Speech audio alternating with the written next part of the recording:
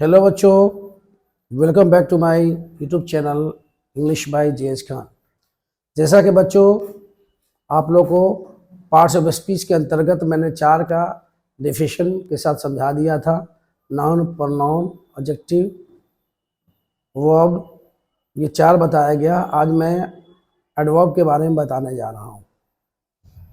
जैसा कि आप जानते हैं कि एडवर्ब नाम से पढ़ा, एडवर्ब मोटा एड प्लस वर्ब। सिंपल तरीका से इसको अगर डिफाइन करेंगे तो इसको कहते हैं जो शब्द क्रिया की विशेषता बताता है उसे एडवर्ब कहते हैं। जो शब्द क्रिया की विशेषता बताता है उसे एडवर्ब कहते हैं। उससे आगे जाएंगे डेफिनेशन में तो फिर कहेंगे N adverb is a word which qualifies a verb, an adjective and another adverb. अब उससे आगे जाएंगे, ध्यान सुनेंगे तो इसका एक और भी परिभाषा है, डेफिनेशन है लंबा। An adverb is a word which is used to qualify all parts of speech except noun and pronoun. फिर से सुन ले, an adverb is a word which is used to qualify all parts of speech except noun and pronoun. मतलब जो शब्द noun और pronoun को छोड़कर पूरे पार्ट्स ऑफ स्पीच की विशेषता बताता उसे एडवर्ब कहते हैं। देखिए आप एग्जांपल को समझें। पहला देखिए, ही राइट्स स्लोली। यहाँ पर राइट लिखना है, वर्ब है, वो लिखता है। कैसे लिखता है? स्लोली, धीरे धीरे। तो यहाँ पे स्लोली एडवर्ब है जो वर्ब की विशेषता बता रहा है।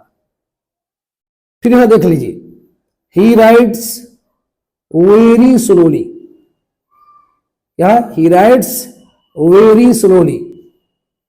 तो यहां पर आप देखिए वेरी एडवर्ब है और फिर स्लोली भी एडवर्ब, यानी यहां पर धीरे धीरे को बहुत धीरे धीरे किसने किया? एडवर्ब। यानी एक एडवर्ब दूसरे एडवर्ब की भी विशेषता बतलाता है। फिर आगे देखिए, ही इज वेरी गुड। यहां पर आप देखिए गुड, गुड क्या है? गुड अच्छा। गुड क्या है? अच्छा। ये एडजेक्टिव है। यहां पर अच्छा को बहुत अच्छा कर दिया इसने एडवर्ब ने। तो आपने क्या देखा यहां पर कि एडजेक्टिव की विशेषता एडवर्ब बता रहा है। फिर अगला एग्जांपल मैं दे रहा हूं। देखिए, the helicopter hovered exactly over our head. The helicopter hovered exactly over our head. आप यहां देखें, exactly ये क्या है? एडवर्ब है। और over क्या है? ये यहां प्रीपोजिशन है। तो यहां पर एडवर्ब ने किसका डेफिनेशन बताया? प्रीपोजिशन का डेफिनेशन बताया। देखा आपने? फिर अब यहां आइए, अगला एग्जांपल देखिए, I like her simply because she is Kamli. I like her simply because she is comely. आप यहां देखिए because, ये because क्या है? ये कंजंक्शन है। because क्या है? कंजंक्शन है। ठीक है। और उसके पहले यहां लगा है सिंपली। सिंपली क्या है? एडवर्ब है। तो आपने यहां क्या देखा कि कंजंक्शन की विशेषता क्या बता रहा? एडवर्ब। ठीक है। तो आगे मैं और इसके बारे में बताने जा रहा हूं, एडवर्ब।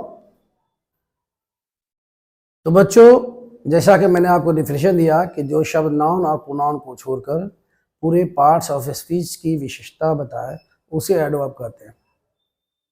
लेकिन इसके एक एक्सेप्शन भी है, यानी अपवाद भी है। ध्यान से सुनेंगे कि अपवाद में ये नाउन और प्रोनाउन की भी विशेषता बतलाता है। ऐसा नहीं कि सभी जगह आप ही करेंगे, क्योंकि नाउन प्रोनाउन की विशेषता बताने का ऑब्जेक्टिव का है, एडवर्ब का नहीं। लेकिन एक्सेप्शन में ये नाउन और प्रोनाउन की विशेषता बताएगा। बस 2 वर्ड ऐसे हैं जो नाउन और प्रोनाउन की विशेषता बताता है। जैसा कि आप देखें, यहां पर देखें, मैंने इसी को इंग्लिश में लिखा दिया, but there is an exception. but there is an exception to this rule too. It modifies noun and pronoun too. जो मैंने बताया है कि अपवाद में नाउन और प्रोनाउन की भी यह विशेषता बतलाता है। तो यहाँ देखिए, even an elephant can be flown in an aeroplane. यहाँ पर देखिए सेंटेंस में क्या है, even का इस्तेमाल किया गया है किसके पहले, एलिफेंट, यानी एलिफेंट क्या है, ये यहाँ नाउन है। फिर सुन ले, even an elephant can be flown in an airplane. तो यहाँ पर क्या है, even का इस्तेमाल किया गया है जो कि एडवर्ब है, ये नाउन के पहले एलिफेंट। तो दूसरा एग्जाम्पल को आप देख ले, यहाँ दूसरा एग्जाम्पल ये है, only he can tell us what had happened.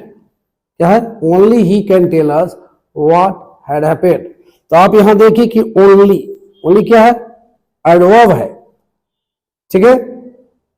और यहां पर आप देख लें ये प्रोनाउन है ही, तो ही के पहले क्या लगा, ओनली, यानी यहां पर आपको प्रोनाउन की भी विशेषता बतलाता है।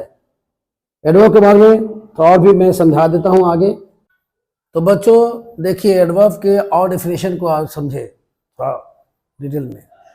It modifies entire sentence too, it modifies entire sentence too, क्या मतलब, यह पूरे वाक्य की ही विशेषता बतलाता है।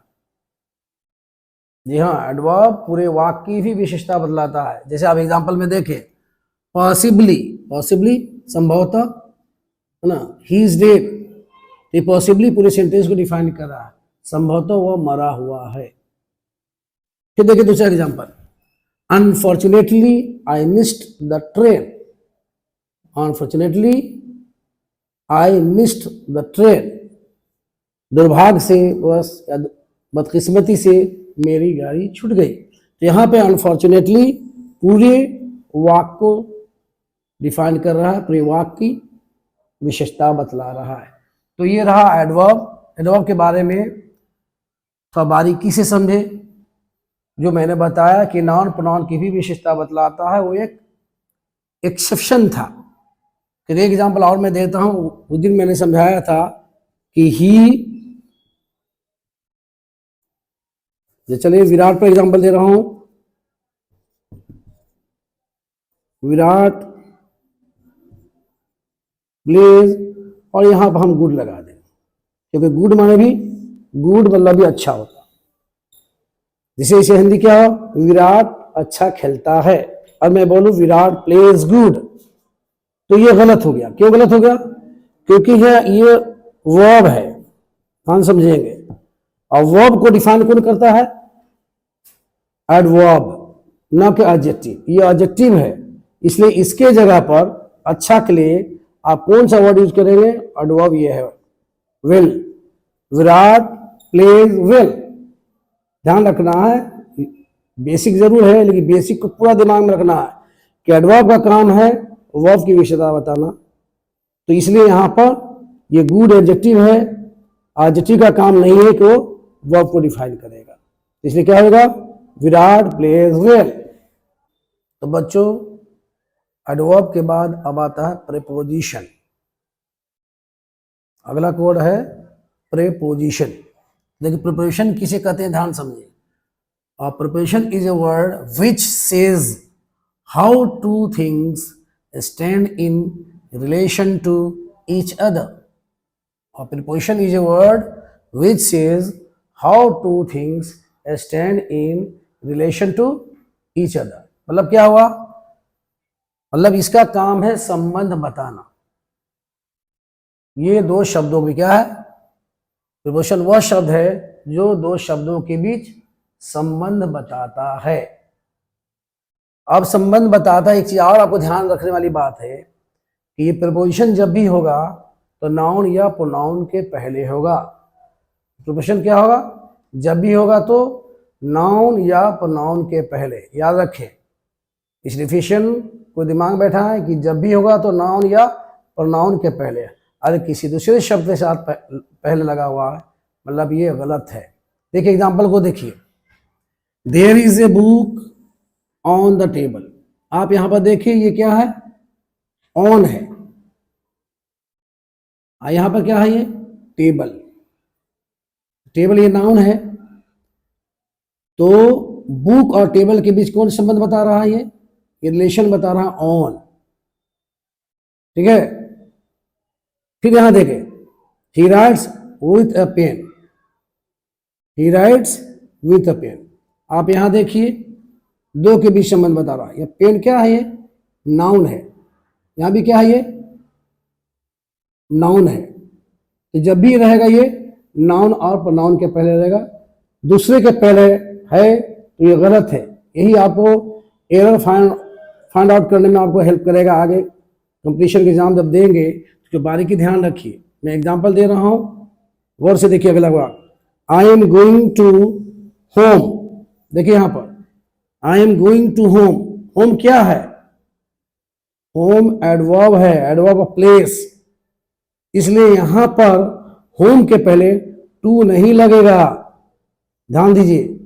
आई एम गोइंग टू होम नहीं होगा, क्या होगा सही, आई एम गोइंग होम। क्यों नहीं होगा, क्योंकि एडवर्ब का प्रयोग किया जाता है नाउन या प्रोनाउन के पहले, एडवर्ब के पहले नहीं। फिर देखिए दूसरा sentence, he is going to abroad, abroad विदेश। फिर ये एब्रोड क्या है, एडवर्ब ऑफ प्लेस है, ये नाउन नहीं है। होम भी यहां नाउन नहीं है, ये एडवर्ब है। तो यहां भी आपको ये टू का इस्तेमाल नहीं होगा, ये गलत सेंटेंस हो गया। एडवर्ब के पहले प्रपोजिशन का इस्तेमाल नहीं किया था, जब भी किया था नाउन या प्रोनाउन के पहले। मैं फिर आगे एग्जांपल आपको दे रहा हूं। तो बच्चों और एग्जांपल को आप देखें, यहां देखें, I love you with heart and soul, with heart and soul. Heart and soul का मतलब होता है दिलो जान से।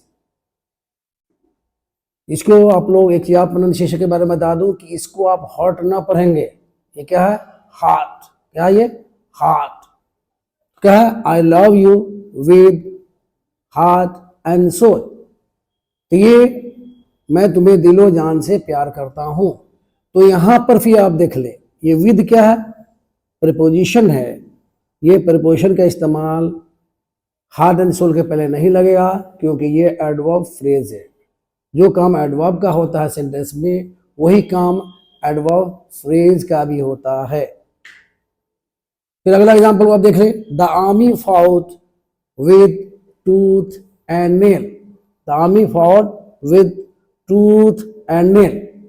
यहां भी आप देखें, ये विद लगा, टूथ एंड नेल, ये वर्ब की विशेषता बता रहा। यहां देखिए ध्यान से, लव कैसे प्यार करता हूं, लव की विशेषता बता रहा है हार्ट एंड सोल। अब यहां देखिए, सेना लड़ी, वर्ब है सेना, कैसे लड़ी, पूरी ताकत से। टूथ एंड नेल फ्रेज है, इसका मतलब होता है पूरी ताकत से। तो सेना पूरी ताकत से लड़ी। यहां फाइट क्या है, फाउट वर्ब है।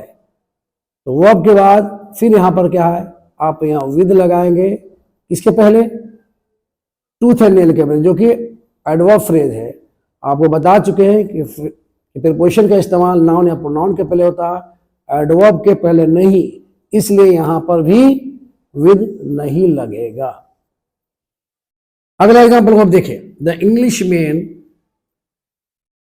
Left India with bag and baggage, the English man left India with bag and baggage. अंग्रेज बोरिया बिस्तर समेत भारत छोड़ दिया। तो अब यहां आप देखिए, वर्ब क्या है, लेफ्ट, ये क्या है, वर्ब लेफ्ट है, यहां वर्ब लेफ्ट है। यहां आप देखिए, लव, ये वर्ब है। तो लव के यानी कि वर्ब का विशेषता ये नहीं बताया, हार्ट एंड सोल। फिर यहां देखिए, फाउट लड़ा, तो ये वर्ब है, इसका एडवर्ब आप लाएंगे तो उसके पहले प्रीपोजिशन नहीं लगेगा। फिर यहां देखिए, लेफ्ट, अंग्रेज ने बोरिया बिस्तर भारत छोड़ा, तो लेफ्ट के बाद आप देखिए यहां पर बैग एंड बैगेज, ये एडवर्ब फ्रेज है। कैसे अंग्रेज छोड़ा, तो बोरिया बिस्तर समेत, इसलिए यहां पर भी विद नहीं लगेगा। तो क्या समझे आपने कि प्रीपोजिशन का इस्तेमाल हम करते हैं नाउन या प्रोनाउन के पहले। देखिए आप छोटी चीज में भी आपका देखिए एरर आ गया आपको, इस चीज़ को आप ध्यान रखें, इसीलिए रिफरेशन पढ़ दिया हूँ। ये सभी अलग अलग चैप्टर है। नाउन प्रोनाउन जितने भी है, आपको 8 वर्ड बताया गया, बताऊँ नाम मैंने 8 में से आपको अभी तक 6 बताया जा चुका, 2 बच गया जो अगले क्लास में मैं डील करूँगा। आज के लिए इतना ही काफ़ी है, इसको बारीकी से पढ़ें और हमारे चैनल को सब्सक्राइब करें। Thank you.